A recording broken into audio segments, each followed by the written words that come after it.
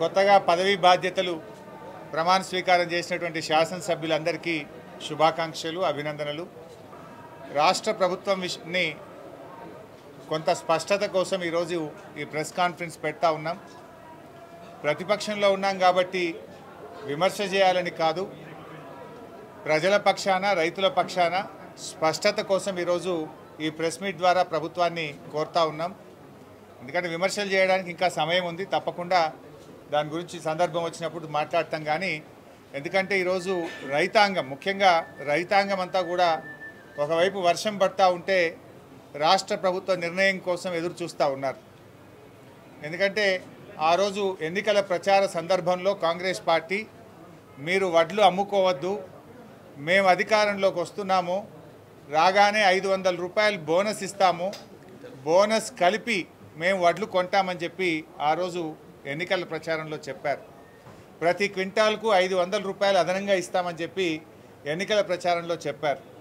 మరి కళ్ళాల్లో వడ్లన్నీ ఉన్నాయి, రైతులందరూ కళ్ళల్లో వత్తులేసుకొని ఎదురు చూస్తూ ఉన్నారు. ఒకవైపు తుఫాను ప్రభావం వల్ల వర్షం వచ్చి వడ్లు తడుస్తూ ఉన్నాయి అక్కడక్కడ. అందువల్ల నేను రైతుల పక్షాన స్పష్టత ఈ రాష్ట్ర ప్రభుత్వాన్ని కోరుతా ఉన్నా. 500 రూపాయల బోనస్ ఎప్పటి నుంచి ఇస్తారు, బోనస్తో కూడి వడ్ల కొనుగోలు ఎప్పటి నుంచి ప్రారంభిస్తారని తెలంగాణ రైతాంగం పక్షాన ఈ రాష్ట్ర ప్రభుత్వాన్ని స్పష్టత అడుగుతూ ఉన్నాం. రెండవ విషయం, ఆ రోజు రైతు బంధు విషయంలో ఇదే కాంగ్రెస్ పార్టీ నాయకులు మేము అధికారంలోకి వస్తే రైతు బంధు 15,000 రూపాయలు ఇస్తాం, ఇప్పుడు కేసీఆర్ గారు రైతు బంధు ఇస్తే 10,000 రూపాయలే వస్తాయి, రైతులకు నష్టం అవుతుంది, డిసెంబర్ 9వ తేదీన మేము 15,000 రూపాయల చొప్పున రైతు బంధు డబ్బులు వేస్తామని ఆ రోజు ఎన్నికల ప్రచారంలో చెప్పారు. మరి కొన్ని చోట్ల ఇప్పటికే రాష్ట్రంలో యాసంగి పంట పనులు ప్రారంభమయ్యాయి.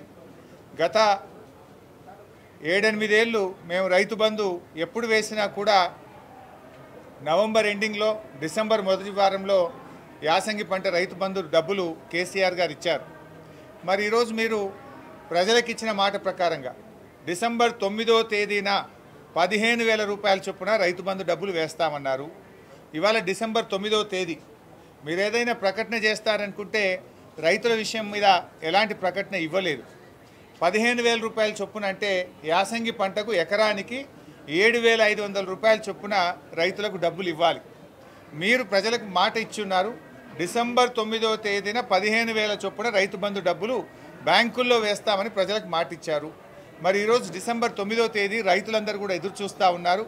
ప్రజలకు ఇచ్చిన మాట, రైతులకు ఇచ్చిన మాట ప్రకారంగా రైతు బంధు డబ్బులు ఎప్పటి నుంచి వేస్తారో రైతులకు స్పష్టత ఇవ్వాలని తెలంగాణ రైతాంగం పక్షాన నేను మిమ్మల్ని అడుగుతా ఉన్నాను.